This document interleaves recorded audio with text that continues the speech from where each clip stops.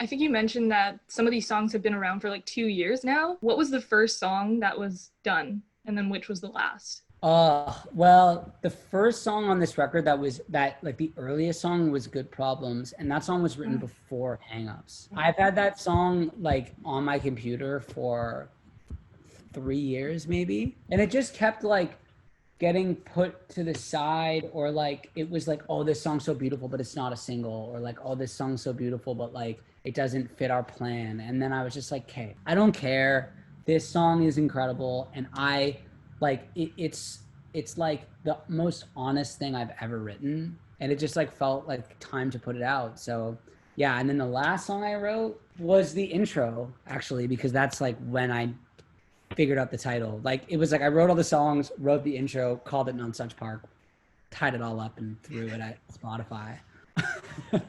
That's but awesome. but the last full song I wrote was Afraid of America, and I'm so glad I did, because I feel like that song really rounded out like the record and just put a little bit more truth to what I was saying in the album. You got your fellow Canadian friend Alessia on that track as Yeah. well. What was sort of the process behind getting her involved on that track? I don't even know. Like, I think she Instagrammed like something of her singing a song, and I like texted her and I was like, "You're like an evil villain. Like, you just ruined my day. That shit was so beautiful." I was like, "Can you send me like a version of that so I can listen to it?" And she was like, "Sure." Like, send me some like iPhone demo. And then I like listened to it and I was like, man, that's so beautiful. And then just in the spirit of like sharing music, I sent her a couple of demos I've been working on. And then I sent her Afraid of America. She like flipped out. She was like, whoa, like I've never heard you on a track like this. Like it's so sick. And I was like, actually, I really like I'd always had that bridge, like that part that she sings.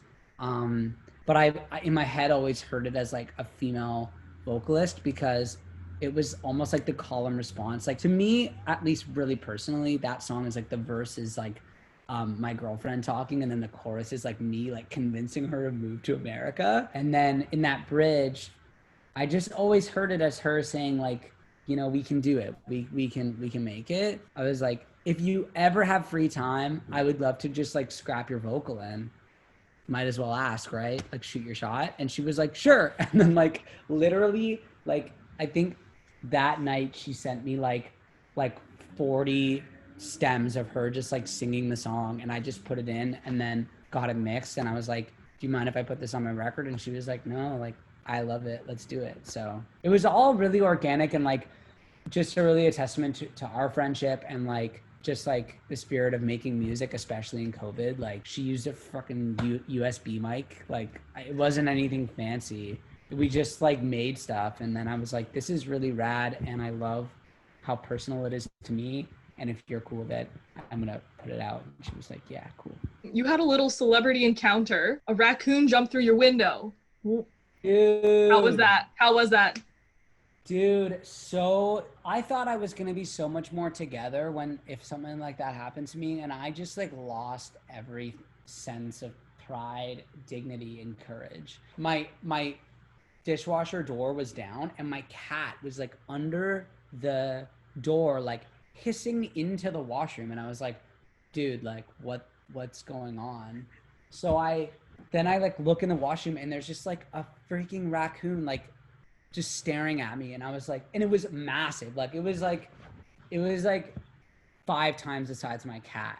So like I tried to shoo my cat out, and then I was like, I just yelled up to my girlfriend, I was like, get down here and solve this problem, because like I was trying to keep the cat away. It was this whole insane thing. It reinforced my love for raccoons and also my deep fear of them. Speaking about you and your girlfriend, Lois, how did you get the Superman Lois analogy formulated? Well, a little dirty secret is that I actually didn't write that song. If you asked me 2 years ago, would you ever cut a song? I would have been like, hell no. And I probably wouldn't do it now. Like, it's not something I really am interested in. Like, I like writing music and singing from a really personal place.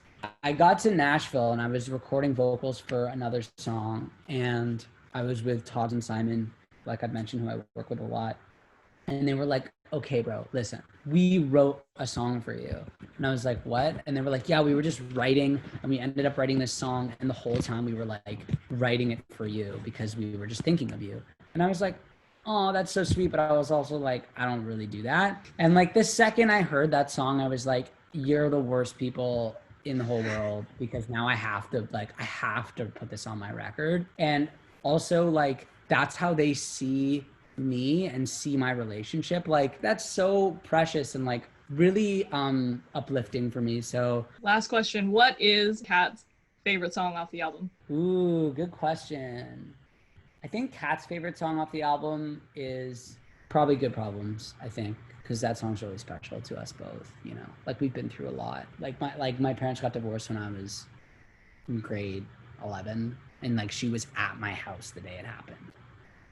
It's really nice to have someone that's so intimately woven into your suffering, like that knows what you've been through in such a personal way. In the same sense that Ripple Effect is kind of about like building on the trauma that you've experienced, and like almost like actively deciding to like rebel against it through love. Like, that's like, I think, how we sort of try to live our lives. And like, yeah, I don't know, at least that's what she said to me, but hopefully she likes the rest of them.